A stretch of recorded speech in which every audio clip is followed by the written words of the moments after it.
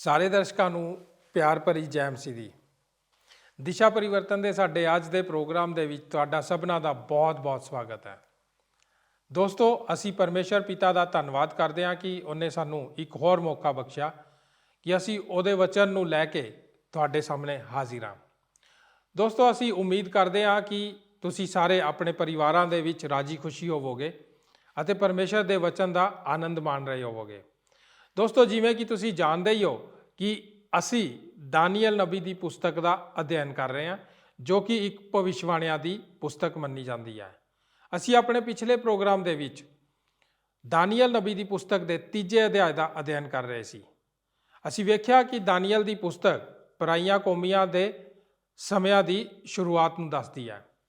ਬਾਬੁਲ ਦਾ ਰਾਜਾ ਨਬੂਕਦਨੇਸਰ ਪਰਾਈਆਂ ਕੌਮਾਂ ਦੇ ਰਾਜਿਆਂ ਵਿੱਚੋਂ ਸਭ ਤੋਂ ਜ਼ਿਆਦਾ ਮਹੱਤਵਪੂਰਨ ਰਾਜਾ ਸੀ। ਅਸੀਂ ਵੇਖਿਆ ਕਿ ਉਹਨੇ ਇੱਕ ਸੋਨੇ ਦੀ ਮੂਰਤੀ ਬਣਾਈ ਅਤੇ ਬਾਬੁਲ ਦੇ ਸਾਰੇ ਲੋਕਾਂ ਨੂੰ ਉਹਦੇ ਅੱਗੇ ਮੱਥਾ ਟੇਕਣ ਦਾ ਹੁਕਮ ਦਿੱਤਾ। ਅਸੀਂ ਸੋਨੇ ਦੀ ਮੂਰਤੀ ਦੇ ਪਿੱਛੇ ਦੇ ਪ੍ਰਕਾਸ਼ਨ ਨੂੰ ਵੇਖਿਆ, ਜੋ ਕਿ ਵੱਖ-ਵੱਖ ਪਾਤਸ਼ਾਹੀਆਂ ਦੇ ਬਾਰੇ ਬਿਆਨ ਕਰਦੀ ਹੈ। ਅਸੀਂ ਸਮਰਪਿਤ ਸਮਾਰੋਹ ਦੇ ਬਾਰੇ ਜਾਣਿਆ। ਅੱਜ ਦੇ ਪ੍ਰੋਗਰਾਮ ਦੇ ਵਿੱਚ ਅਸੀਂ ਪਿਛਲੇ ਪ੍ਰੋਗਰਾਮ ਦੇ ਬਾਕੀ ਦੇ ਹਿੱਸੇ ਨੂੰ ਪੂਰਾ ਕਰਾਂਗੇ। ਅੱਜ ਅਸੀਂ ਇਹ ਜਾਣਨ ਦੀ ਕੋਸ਼ਿਸ਼ ਕਰਾਂਗੇ ਕਿ ਰਾਜਾ ਨਬੂਕਦਨੇਸਰ ਨੇ ਇਹ ਸੋਨੇ ਦੀ ਮੂਰਤੀ ਕਿਉਂ ਬਣਾਈ ਸੀ, ਉਸ ਦੇ ਪਿੱਛੇ ਉਸ ਦਾ ਮਕਸਦ ਕੀ ਸੀ। ਤਾਂ ਫਿਰ ਦੋਸਤੋ, ਇਹਨਾਂ ਸਾਰੀਆਂ ਗੱਲਾਂ ਨੂੰ ਜਾਣਨ ਦੇ ਲਈ ਕੀ ਤੁਸੀਂ ਤਿਆਰ ਹੋ? ਤਾਂ ਫਿਰ ਆਓ ਆਪਣੇ ਪ੍ਰੋਗਰਾਮ ਨੂੰ ਬਿਨਾਂ ਸਮਾਂ ਗਵਾਏ ਸ਼ੁਰੂ ਕਰਦੇ ਹਾਂ।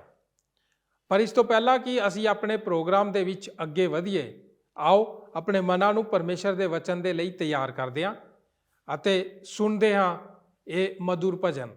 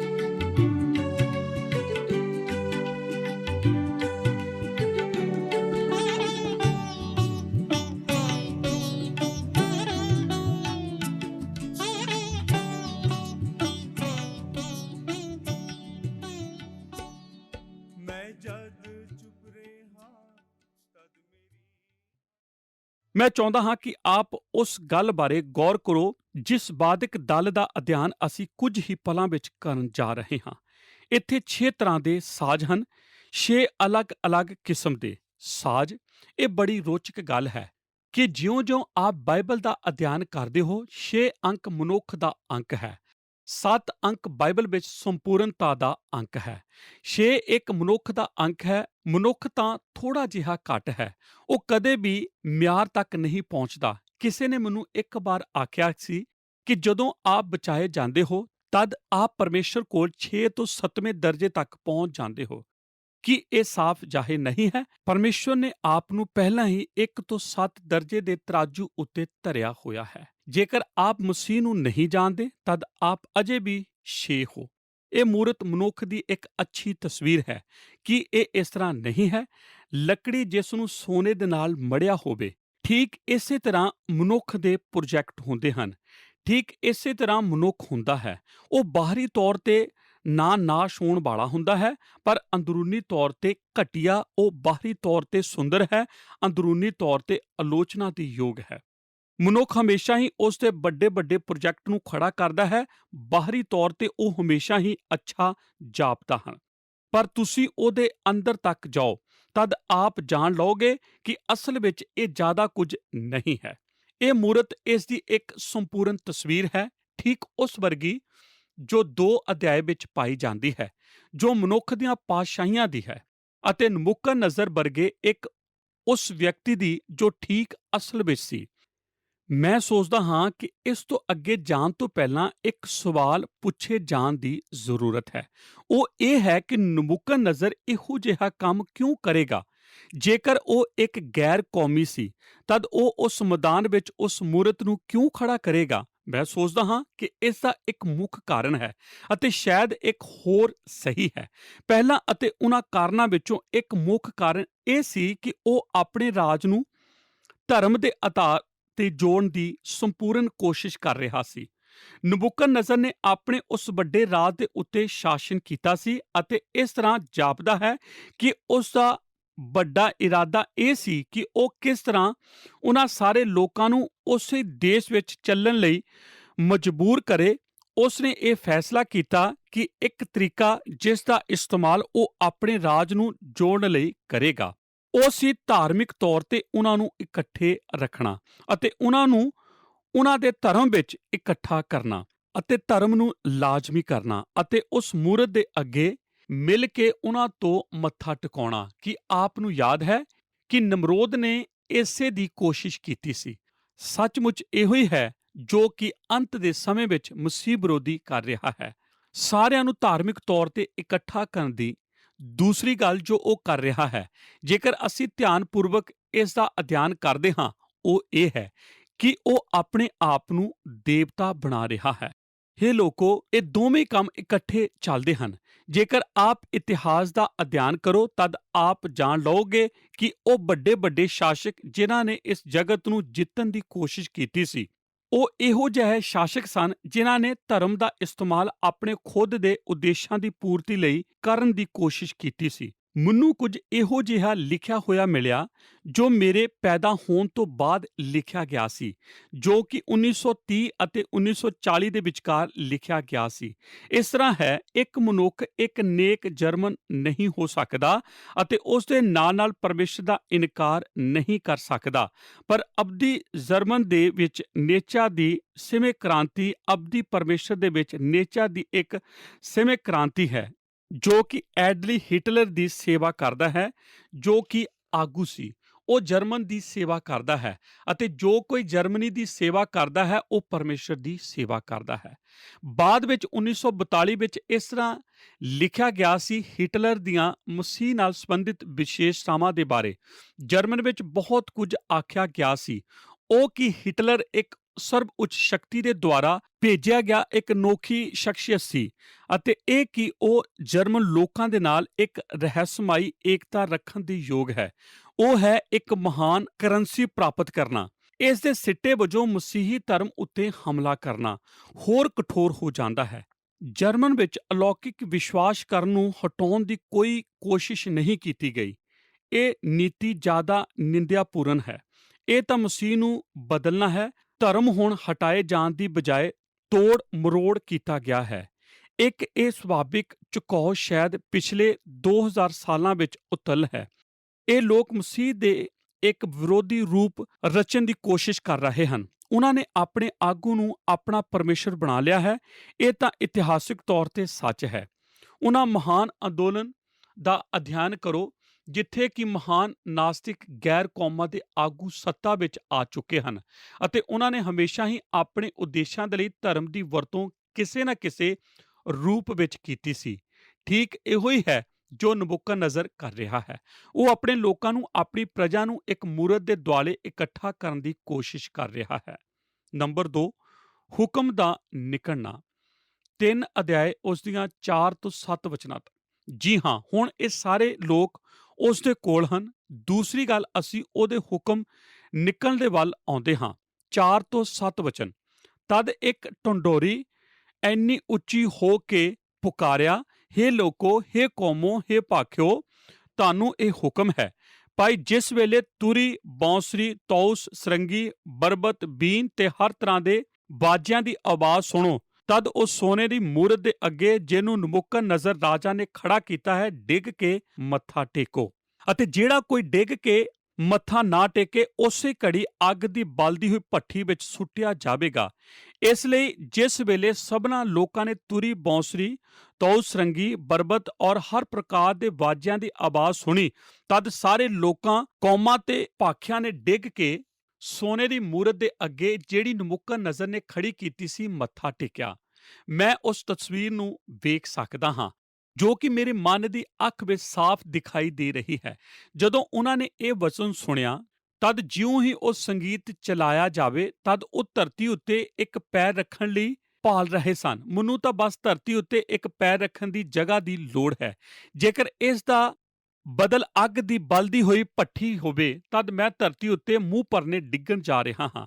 ਜਿਉਂ-ਜਿਉਂ ਆਪ ਇਸ ਨੂੰ ਪੜ੍ਹਦੇ ਹੋ ਕਿ ਨਬੂਕਦਨਜ਼ਰ, ਜਿਵੇਂ ਕਿ ਸਾਰੇ ਝੂਠੇ ਦੇਵਤੇ ਅਤੇ ਸਾਰੇ ਝੂਠੇ ਧਰਮ ਆਪਣੇ ਕੋਲ ਇਹ ਸਭ ਰੱਖਦੇ ਹਨ, ਇਸੇ ਤਰ੍ਹਾਂ ਉਸ ਦੇ ਕੋਲ ਵੀ ਇੱਕ ਤਨਖਾਹ ਦੇਣ ਵਾਲਾ ਪ੍ਰਚਾਰਕ ਭਾਵ ਸੰਦੇਸ਼ ਦੇਣ ਵਾਲਾ ਸੀ।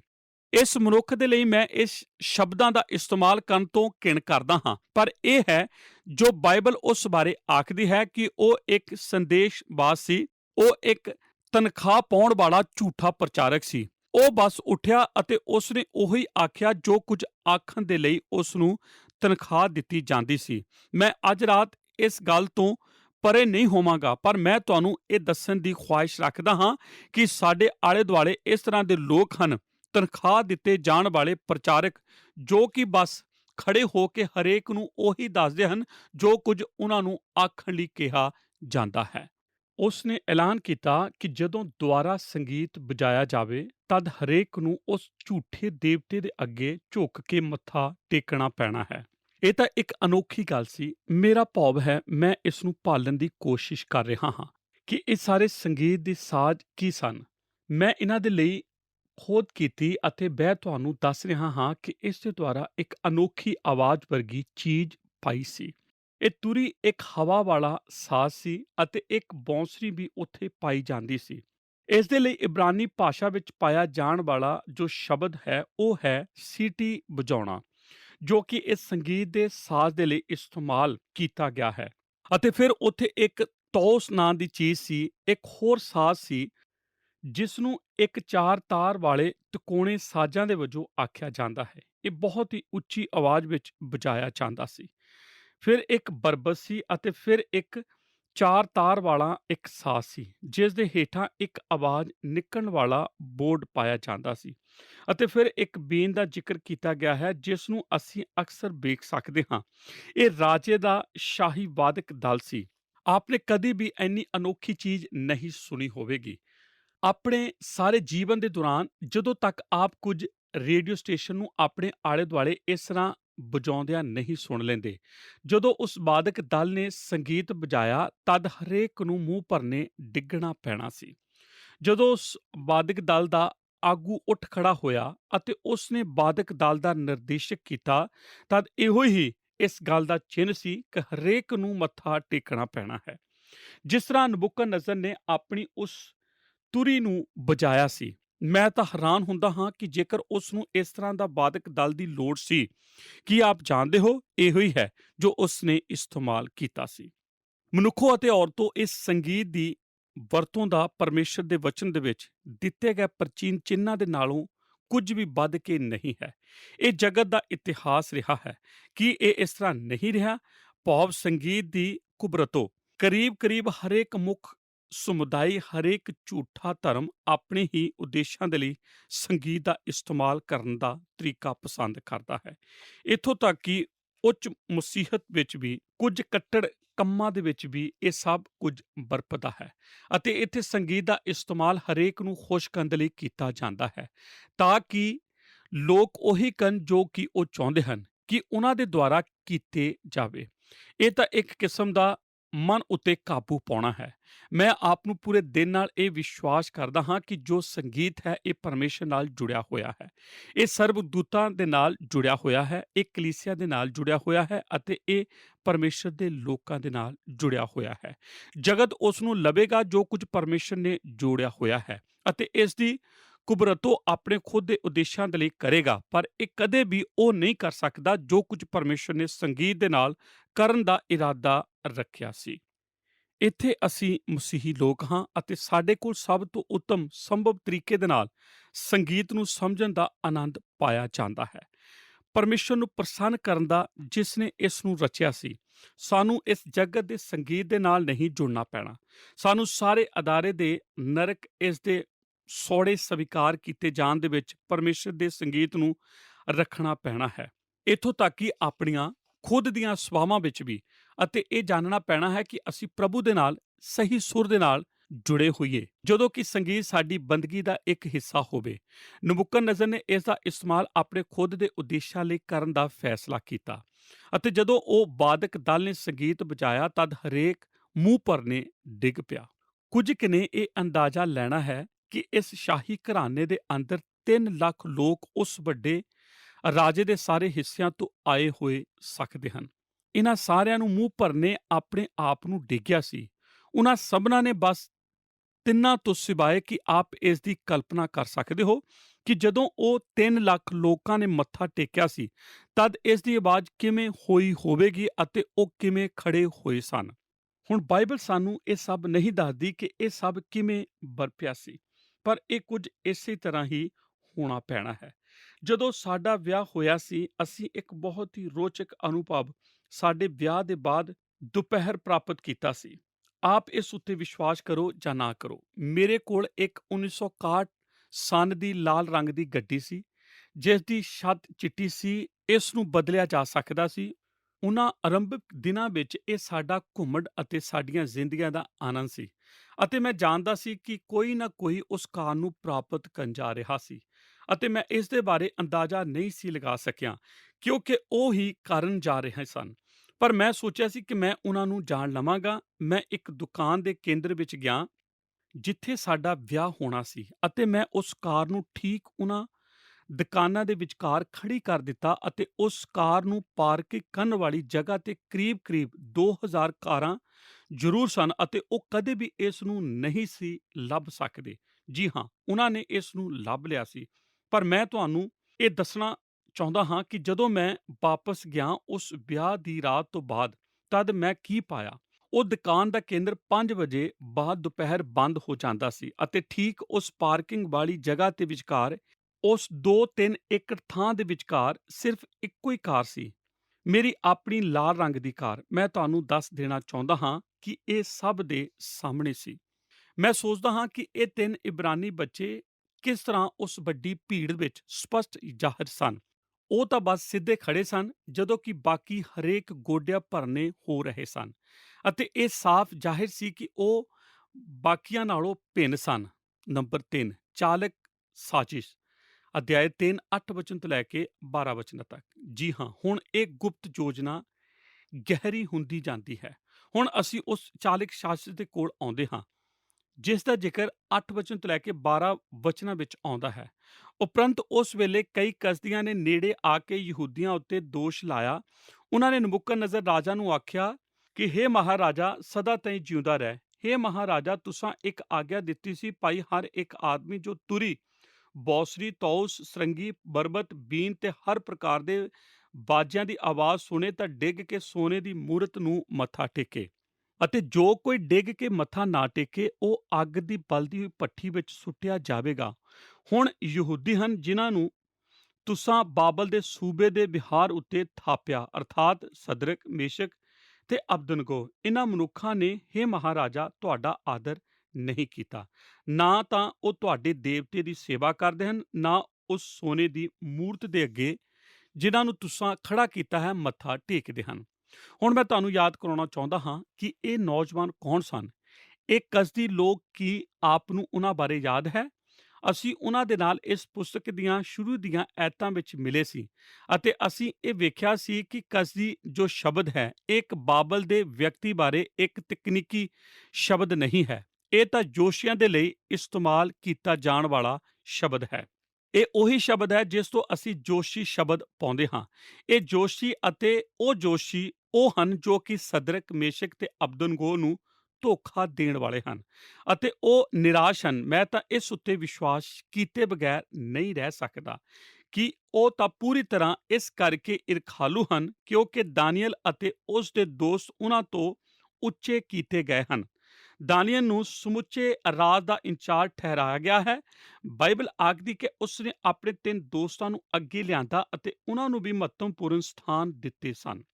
ਇਹ ਕਸਦੀ ਜੋ ਕਿ ਬਲਵਾਨ ਹੁੰਦੇ ਸਨ, ਉਹ ਯਹੂਦੀਆਂ ਦੇ ਅੰਦਰ ਆਉਣ ਕਰਕੇ ਨਿਰਾਸ਼ ਅਤੇ ਅੱਕੇ ਹੋਏ ਸਨ ਕਿਉਂਕਿ ਉਹਨਾਂ ਨੇ ਉਹਨਾਂ ਦੇ ਸਥਾਨ ਹਥਿਆ ਲਏ ਸਨ। ਮੈਂ ਤੁਹਾਨੂੰ ਇਹ ਵੀ ਯਾਦ ਕਰਾਉਣ ਦੀ ਖੁਆਇਸ਼ ਰੱਖਦਾ ਹਾਂ ਕਿ ਜਦੋਂ ਰਾਜੇ ਨੇ ਆਖਿਆ ਸੀ ਕਿ ਉਹ ਆਪਣੇ ਸਾਰੇ ਜੋਸ਼ੀਆਂ ਨੂੰ ਮਾਰਨ ਜਾ ਰਿਹਾ ਸੀ, ਜੇਕਰ ਉਹਨਾਂ ਨੇ ਉਸ ਦੇ ਸੁਪਨੇ ਨੂੰ ਨਹੀਂ ਸੀ ਦੱਸਿਆ, ਤਦ ਬਾਈਬਲ 2 ਅਧਿਆਇ ਵਿੱਚ ਆਖਦੀ ਕਿ ਉਹਨਾਂ ਕਾਰਨਾਂ ਵਿੱਚੋਂ ਇੱਕ ਜਿਨ੍ਹਾਂ ਕਰਕੇ ਦਾਨੀਏਲ ਉਸ ਸੁਪਨੇ ਬਾਰੇ ਜਾਣਨ ਲਈ ਉਹਨਾਂ ਉਤਸ਼ਾਹਿਤ ਸੀ ਅਤੇ ਇਸ ਦਾ ਅਰਥ ਦੱਸਣ ਦੇ ਲਈ ਉਹ ਸੀ ਕਿ ਉਹ ਨਹੀਂ ਸੀ ਚਾਹੁੰਦਾ ਕਿ ਉਹ ਮਨੁੱਖ ਮਾਰੇ ਜਾਣ ਅਤੇ ਉਸ ਨੇ ਅਸਲ ਵਿੱਚ ਉਹਨਾਂ ਦੀਆਂ ਜਾਨਾਂ ਨੂੰ ਬਚਾਇਆ ਸੀ। ਕੀ ਆਪ ਨੂੰ ਇਹ ਯਾਦ ਹੈ? ਹੁਣ ਉਹ ਇੱਥੇ ਸਾਹਮਣੇ ਹਨ ਅਤੇ ਉਹਨਾਂ ਨੂੰ ਮੌਕਾ ਮਿਲ ਚੁੱਕਾ ਹੈ, ਜੀ ਹਾਂ, ਕਿ ਉਹ ਦਾਨੀਏਲ ਉੱਤੇ ਭਾਰੀ ਹੋਣ ਜਾ ਰਹੇ ਹਨ। ਆਪ ਜਾਣਦੇ ਹੋ, ਜਦੋਂ ਵੀ ਆਪ ਪ੍ਰਭੂ ਦਾ ਕੰਮ ਕਰਦੇ ਹੋ ਤਦ ਕੋਈ ਨਾ ਕੋਈ ਤੁਹਾਡੀ ਉਡੀਕ ਅਤੇ ਤੁਹਾਡੇ ਉੱਤੇ ਨਜ਼ਰ ਰੱਖਣ ਵਾਲਾ ਹੁੰਦਾ ਹੈ, ਜੋ ਕਿ ਉਸ ਪਲ ਦੀ ਤਾਂਘ ਵਿੱਚ ਰਹਿੰਦਾ ਹੈ ਕਿ ਆਪ ਕੁਝ ਕਰੋ ਤਾਂ ਕਿ ਉਹ ਆਪ ਨੂੰ ਪਕੜ ਸਕਣ ਤੇ ਤੁਹਾਨੂੰ ਚੋਟ ਮਾਰ ਸਕਣ। ਠੀਕ ਇਹੋ ਹੀ ਇੱਕ ਕਸਦੀ ਲੋਕ ਕਰਨ ਜਾ ਰਹੇ ਹਨ। ਆਪ ਜਾਣਦੇ ਹੋ ਕਿ ਇਹਨਾਂ 3 ਯਹੂਦੀ ਲੜਕਿਆਂ ਨੇ ਆਪਸ ਵਿੱਚ ਤਕਰਾਰ ਕੀਤਾ ਹੋਵੇਗਾ, ਠੀਕ ਜਿਸ ਤਰ੍ਹਾਂ ਦਾਨੀਏਲ ਨੇ ਪਹਿਲੇ ਅਧਿਆਇ ਵਿੱਚ ਕੀਤਾ ਸੀ ਕਿ ਜਦੋਂ ਤੁਸੀਂ ਰੋਮ ਵਿੱਚ ਹੋਵੋ ਤਦ ਰੋਮੀਆਂ ਦੀ ਤਰ੍ਹਾਂ ਹੀ ਕਰੋ। ਪੌਪ ਜਿਹਾ ਦੇਸ ਤੇਹਾ ਪੇਸ। ਨਾਲੇ ਉਹ ਆਖ ਸਕਦੇ ਸਨ ਕਿ ਅਸੀਂ ਤਾਂ 3 ਲੱਖਾਂ ਵਿੱਚੋਂ ਸਿਰਫ 3 ਹੀ ਹਾਂ। ਸੱਚਮੁੱਚ ਪ੍ਰਭੂ ਇਸ ਨੂੰ ਬੁਰਾ ਨਹੀਂ ਮਨਾਵੇਗਾ ਜੇਕਰ ਅਸੀਂ ਅੰਦਰ ਜਾਈਏ ਅਤੇ ਉਹਨਾਂ ਵਰਗੇ ਹੋਣ ਦੀ ਕੋਸ਼ਿਸ਼ ਕਰੀਏ। ਇਸ ਤੋਂ ਵੀ ਵੱਧ ਕੇ ਸਾਨੂੰ ਬਾਬਲ ਵਿਖੇ ਆਪਣੇ ਯਰੂਸ਼ਲਮ ਦੀਆਂ ਰੀਤਾਂ ਰਿਵਾਜਾਂ ਨੂੰ ਆਪਣੇ ਨਾਲ ਇੱਥੇ ਆਉਂਦੇ ਵਕਤ ਨਹੀਂ ਲਿਆਉਣਾ ਪੈਣਾ। ਪਰ ਉਹਨਾਂ ਨੇ ਇਸ ਤਰ੍ਹਾਂ ਨਹੀਂ ਸੀ ਕੀਤਾ। ਉਹ ਉਦੋਂ ਖੜੇ ਰਹੇ ਸਨ ਜਦੋਂ ਉਹਨਾਂ ਦੇ ਲਈ ਇਸ ਤਰ੍ਹਾਂ ਖੜਾ ਹੋਣਾ ਉਚਿਤ ਸੀ ਅਤੇ ਹੁਣ ਉਹਨਾਂ ਤੇ ਦੋਸ਼ ਲਗਾਇਆ ਜਾ ਰਿਹਾ ਹੈ ਇਸ ਚਾਲਕ ਸਾਜ਼ਿਕ ਦੇ ਅਧੀਨ, ਜਿਸ ਦੇ ਬਾਰੇ ਅਸੀਂ 3 ਅਧਿਆਇ 8 ਵਚਨ ਤੋਂ ਲੈ ਕੇ 12 ਵਚਨਾਂ ਵਿੱਚ ਪੜ੍ਹ ਚੁੱਕੇ ਹਾਂ। ਨੰਬਰ 4, ਪ੍ਰਤੱਖ ਵਿਰੋਧ, 3 ਅਧਿਆਇ 13 ਵਚਨ ਤੋਂ ਲੈ ਕੇ 18 ਵਚਨਾਂ ਤੱਕ। ਭਾਗ ਊੜਾ, ਮੌਕਾ। ਦਿਸ਼ਾ ਪਰਿਵਰਤਨ ਦੇ ਦਰਸ਼ਕੋ, ਤੁਹਾਡਾ ਸਾਡੇ ਅੱਜ ਦੇ ਪ੍ਰੋਗਰਾਮ ਦੇ ਵਿੱਚ ਅੰਤ ਤੱਕ ਬਣੇ ਰਹਿਣ ਦੇ ਲਈ ਬਹੁਤ ਬਹੁਤ ਧੰਨਵਾਦ। ਦੋਸਤੋ, ਸਾਡੇ ਅੱਜ ਦੇ ਪ੍ਰੋਗਰਾਮ ਦੇ ਵਿੱਚ ਅਸੀਂ ਦਾਨੀਏਲ ਨਬੀ ਦੇ 3 ਅਧਿਆਇ ਦੇ ਉੱਤੇ ਗੌਰ ਕਰ ਰਹੇ ਸੀ। ਅਸੀਂ ਵੇਖਿਆ ਕਿ ਬਾਬੁਲ ਦੇ ਰਾਜੇ ਨਬੂਕਦਨੇਸਰ ਨੇ ਸੋਨੇ ਦੀ ਇੱਕ ਮੂਰਤੀ ਬਣਾਈ ਅਤੇ ਸਾਰੇ ਲੋਕਾਂ ਨੂੰ ਉਸ ਦੇ ਅੱਗੇ ਮੱਥਾ ਟੇਕਣ ਦਾ ਹੁਕਮ ਦਿੱਤਾ। ਅੱਜ ਅਸੀਂ ਵਾਦਕ ਦਲ ਦਾ ਅਧਿਐਨ ਕੀਤਾ। ਅਸੀਂ 6 ਤਰ੍ਹਾਂ ਦੇ ਸਾਜ਼ਾਂ ਬਾਰੇ ਜਾਣਿਆ। ਅਸੀਂ ਇੱਕ ਰੋਚਕ ਗੱਲ ਨੂੰ ਜਾਣਿਆ ਕਿ 6 ਅੰਕ ਮਨੁੱਖ ਦਾ ਹੈ ਅਤੇ 7 ਅੰਕ ਬਾਈਬਲ ਬਾਣੀ ਦੇ ਵਿੱਚ ਸੰਪੂਰਨਤਾ ਨੂੰ ਦਰਸਾਉਂਦਾ ਹੈ। ਪਰਮੇਸ਼ਰ ਨੇ ਪਹਿਲਾਂ ਹੀ ਸਾਨੂੰ 1 ਤੋਂ 7 ਦਰਜੇ ਦੇ ਤਰਾਜੂ ਉੱਤੇ ਧਰਿਆ ਹੋਇਆ। ਜੇਕਰ ਅਸੀਂ ਅਜੇ ਵੀ ਮਸੀਹ ਨੂੰ ਨਹੀਂ ਜਾਣਦੇ ਤਾਂ ਅਸੀਂ ਅਜੇ ਵੀ 6 ਅੰਕ ਦੇ ਹੀ ਹਾਂ। ਅਸੀਂ ਜਾਣਿਆ ਕਿ ਅਜਿਹਾ ਮਨੁੱਖ ਬਾਬੁਲ ਦੇ ਰਾਜੇ ਨਬੂਕਦਨੇਸਰ ਦੀ ਸੋਨੇ ਦੀ ਮੂਰਤੀ ਵਾਂਗ ਹੈ, ਜੋ ਬਾਹਰੋਂ ਤਾਂ ਸੋਹਣੀ ਦਿਖਾਈ ਦਿੰਦੀ ਹੈ ਪਰ ਅੰਦਰ ਆਲੋਚਨਾ ਨਾਲ ਭਰੀ ਹੋਈ ਹੈ। ਕੀ ਤੁਸੀਂ ਜਾਣਦੇ ਹੋ ਕਿ ਨਬੂਕਦਨੇਸਰ ਇੱਕ ਗੈਰ ਕੌਮੀ ਰਾਜਾ ਸੀ? ਉਸਨੇ ਸੋਨੇ ਦੀ ਮੂਰਤੀ ਨੂੰ ਇੱਕ ਵੱਡੇ ਮੈਦਾਨ ਦੇ ਵਿੱਚ ਕਿਉਂ ਖੜਾ ਕੀਤਾ? ਉਸ ਦਾ ਪਹਿਲਾ ਕਾਰਨ ਇਹ ਸੀ ਕਿ ਉਹ ਆਪਣੇ ਰਾਜ ਨੂੰ ਧਰਮ ਦੇ ਨਾਲ ਜੋੜਨ ਦੀ ਕੋਸ਼ਿਸ਼ ਕਰ ਰਿਹਾ ਸੀ। ਉਹ ਧਾਰਮਿਕ ਤੌਰ ਤੇ ਲੋਕਾਂ ਨੂੰ ਇਕੱਠਾ ਕਰਨ ਦੀ ਕੋਸ਼ਿਸ਼ ਕਰ ਰਿਹਾ ਸੀ। ਨਿਮਰੋਦ ਨੇ ਵੀ ਅਜਿਹਾ ਹੀ ਕਰਨ ਦੀ ਕੋਸ਼ਿਸ਼ ਕੀਤੀ ਸੀ। ਅੱਜ ਵੀ ਬਹੁਤ ਸਾਰੇ ਸ਼ਾਸਕ ਆਪਣੇ ਨਿੱਜੀ ਸਵਾਰਥ ਨੂੰ ਪੂਰਾ ਕਰਨ ਦੇ ਲਈ ਧਰਮ ਦਾ ਸਹਾਰਾ ਲੈਂਦੇ ਹਨ। ਇਸ ਤੋਂ ਬਾਅਦ ਅਸੀਂ ਹੁਕਮ ਦੇ ਨਿਕਲਣ ਬਾਰੇ ਗੌਰ ਕੀਤਾ। ਅਸੀਂ ਵੇਖਿਆ ਕਿ ਇਹ ਮੁਨਾਦੀ ਕਰਵਾਈ ਗਈ ਕਿ ਜਦੋਂ ਸਾਰੇ ਸਾਜ਼ਾਂ ਦੀ ਆਵਾਜ਼ ਸੁਣੀ ਜਾਏ ਤਾਂ ਉਸ ਮੂਰਤੀ ਦੇ ਅੱਗੇ ਮੱਥਾ ਟੇਕੋ। ਜਿਹੜਾ ਰਾਜੇ ਦੇ ਇਸ ਹੁਕਮ ਨੂੰ ਨਹੀਂ ਮੰਨੇਗਾ ਉਹ ਅੱਗ ਦੀ ਭੱਠੀ ਦੇ ਵਿੱਚ ਸੁੱਟਿਆ ਜਾਏਗਾ। ਅਸੀਂ ਜਾਣਿਆ ਕਿ ਸਾਡੇ ਆਸ-ਪਾਸ ਬਹੁਤ ਸਾਰੇ ਝੂਠੇ ਮੁਨਾਦੀ ਕਰਨ ਵਾਲੇ ਲੋਕ ਹਨ। ਉਹ ਉਹੀ ਕਰਦੇ ਹਨ ਜੋ ਉਹਨਾਂ ਨੂੰ ਕਰਨ ਦੇ ਲਈ ਕਿਹਾ ਜਾਂਦਾ ਹੈ। ਇਸ ਤੋਂ ਬਾਅਦ ਅਸੀਂ ਇੱਕ ਚਲਾਕ ਸਾਜ਼ਿਸ਼ ਨੂੰ ਵੇਖਿਆ। ਕਸਦੀ ਲੋਕਾਂ ਨੇ ਇਹਨਾਂ 3 ਨੌਜਵਾਨਾਂ ਨੂੰ ਫਸਾਉਣ ਦੇ ਲਈ ਸਾਜ਼ਿਸ਼ ਰਚੀ। ਉਹਨਾਂ ਨੇ ਰਾਜੇ ਨੂੰ ਕਿਹਾ ਕਿ ਸ਼ਦਰਕ, ਮੇਸ਼ਕ ਅਤੇ ਓਬੇਦਨਗੋ ਨੇ ਮੂਰਤੀ ਦੇ ਅੱਗੇ ਮੱਥਾ ਨਹੀਂ ਟੇਕਿਆ। ਇਹਨਾਂ ਦੇ ਵਿਰੋਧੀ ਇਸ ਮੌਕੇ ਦਾ ਭਰਪੂਰ ਫਾਇਦਾ ਚੁੱਕਣਾ ਚਾਹੁੰਦੇ ਸੀ ਅਤੇ ਇਹਨਾਂ 3 ਯਹੂਦੀ ਨੌਜਵਾਨਾਂ ਨੂੰ ਵੱਡਾ ਨੁਕਸਾਨ ਪਹੁੰਚਾਉਣਾ ਚਾਹੁੰਦੇ ਸੀ, ਪਰ ਉਹ ਆਪਣੇ ਵਿਸ਼ਵਾਸ ਦੇ ਉੱਤੇ ਅਟਲ ਸੀ। ਦੋਸਤੋ, ਅਸੀਂ ਉਮੀਦ ਕਰਦੇ ਹਾਂ ਕਿ ਤੁਹਾਨੂੰ ਇਸ ਪ੍ਰੋਗਰਾਮ ਤੋਂ ਬੜੀ ਆਸ਼ੀਸ਼ ਮਿਲੀ ਹੋਏਗੀ। ਹੁਣ ਸਾਨੂੰ ਇਜਾਜ਼ਤ ਦਿਓ, ਅਗਲੇ ਪ੍ਰੋਗਰਾਮ ਦੇ ਵਿੱਚ ਫੇਰ ਮੁਲਾਕਾਤ ਕਰਾਂਗੇ। ਆਓ ਪ੍ਰਾਰਥਨਾ ਕਰੀਏ। ਸਾਡੇ ਜੀਂਦੇ ਜਲਾਲੀ ਪਰਮੇਸ਼ਰ ਪ੍ਰਭੂ ਯਿਸੂ ਮਸੀਹ ਜੀ ਦੇ ਨਾਂ 'ਚ ਤੁਹਾਡੇ ਚਰਨਾਂ 'ਚ ਆਉਂਦੇ ਹਾਂ।